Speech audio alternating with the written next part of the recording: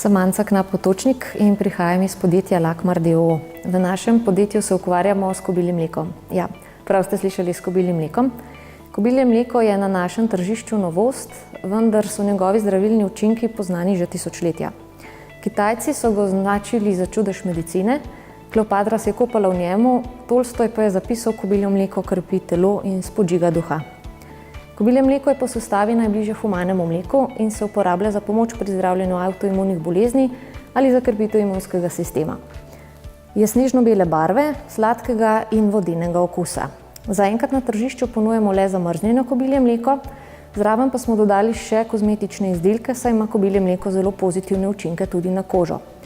Tako izdelujemo trdo milo, trd šampon za hišne ljubljenčke in vlažilno kremo. V letošnjem letu imamo željo, da na tržišču ponudimo tudi liofilizirano kobilje mleko v prahu. S tem bomo rešili težavo transporta in lahko prestopili meje.